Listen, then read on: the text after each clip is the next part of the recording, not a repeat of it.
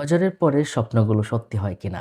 আমার কাছে অনেক ভাই এবং বোনেরা এই প্রশ্নটা করে থাকেন। ফজরের পরে যদি আপনি ঘুমান, তাহলে স্বপ্নটা সত্যি হতে পারে কিনা?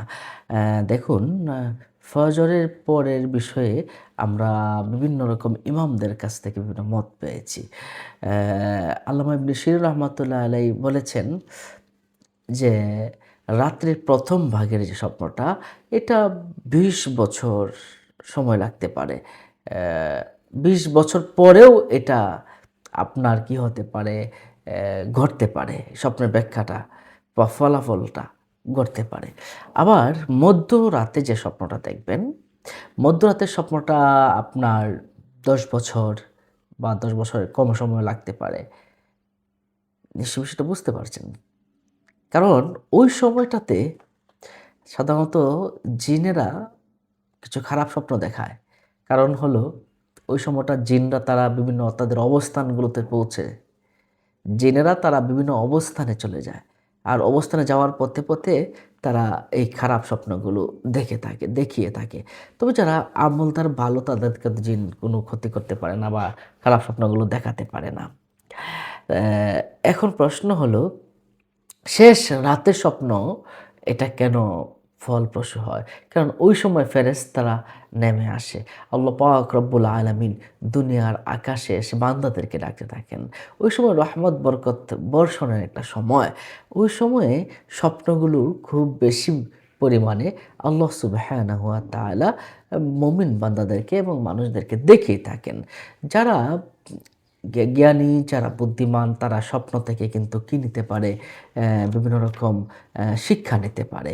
আর যারা জ্ঞানী নয় তারা শিক্ষা নিবে কি করে? এ বিষয়ে রাসূল সাল্লাল্লাহু আলাইহি ওয়াসাল্লাম বলেছেন, "আর-রু'য়া সালিহাতুন সাদিকাতুন জুজউম মিন সিত্তাতি ওয়া আরবাঈনা জুজইম মিনান নবুওয়াহ।" অর্থাৎ নবুয়তের ৪৬ ভাগের ১ ভাগ হচ্ছে সত্য স্বপ্ন দেখা। আ এই সত্য স্বপ্নের ভিতরে যারা ঈমান আনে না, এই বিষয়ে রাসূল সাল্লাল্লাহু আলাইহি ওয়াসাল্লাম একটা বাণী বলেছেন, "মান লাম ইউমিন মিনার রু'ইয়া সালিহা লাম ইউমিন বিল্লাহি ওয়াল ইয়াউমিল আখির।" যে সত্য স্বপ্নের উপরে বিশ্বাস স্থাপন করে না, সে আল্লাহর উপরে বিশ্বাস স্থাপন করে না, পরকালের প্রতি বিশ্বাস স্থাপন করতে পারে না। তাহলে সত্য স্বপ্নদের উপরে আমাদের বিশ্বাস স্থাপন করাটা খুব জরুরি। এখন প্রশ্ন হলো ফজরের সময়ে আপনার কি মানে ফজরের পরে যে সময়টা আছে, সেহরির খেয়ে ঘুমিয়ে গেলেন, ফজর নামাজ পড়ে ঘুমালেন, সকাল ৮টা বা ৭টা বা এই সময়ের যে স্বপ্নটা দেখলেন, এই সময়ের স্বপ্নটা কি সত্যি হয় কিনা? হ্যাঁ, দেখুন, আপনি যদি অ্যা এই সময়ে স্বপ্ন দেখেন যে সুবে সাদিকের পরবর্তী সময়, এটাকে আমরা সুবে সাদিকের পরবর্তী সময়ের কথা বলবো। তো ওই সময়ে স্বপ্নটা সাধারণত ১ মাস বা তার চেয়ে কম সময় ২০ দিনের ভিতরে এটা ঘটতে পারে। ১ মাস বা ২০ দিনের ভিতরে এই সময়ের ফলাফলটা আপনার জীবনে ঘটতে পারে। যে স্বপ্নটা দেখেছেন এর ফলাফলটা ঘটতে পারে। মনে রাখবেন স্বপ্নটা কিন্তু ভালো মানুষের কাছে বলতে হবে। কোনো খারাপ মানুষের কাছে আপনি স্বপ্নটা বলতে পারবেন না। বললে প্রবলেম হয়ে যেতে পারে।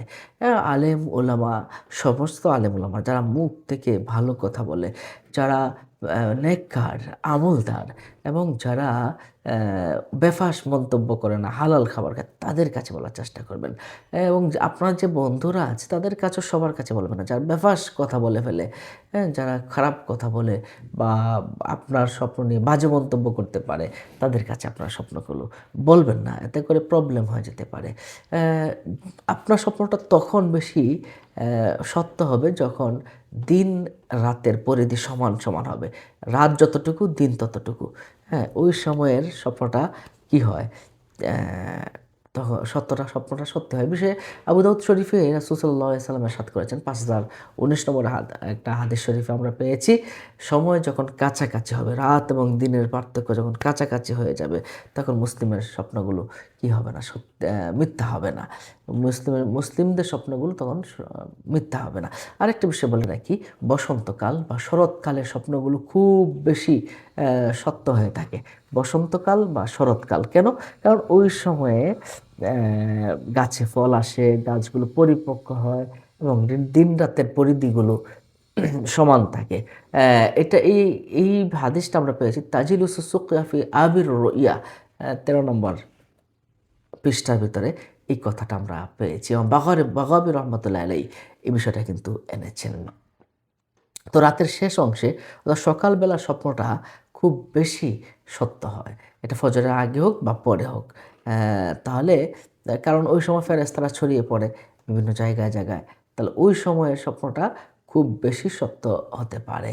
শেষ রাতের স্বপ্ন অধিক স্বপ্ন হয় শেষ রাতের স্বপ্নটা অধিক সত্য হয় এই বিষয়ে মহানবী সাল্লাল্লাহু আলাইহি সাল্লাম তিরমিজি শরীফের 2274 নম্বর হাদিস শরীফে কিন্তু বলেছেন। আর এই ক্ষেত্রে আমরা আসুন স্বপ্নটা বিশ্বাস করি এবং স্বপ্নটা ভালো মন্দের কাছে বলে আমরা যেন উপকৃত হতে পারি। আল্লাহ আমাদের সেই তৌফিক দান করুন। আমিন। আসসালামু আলাইকুম ওয়া রাহমাতুল্লাহি ওয়া বারাকাতুহু।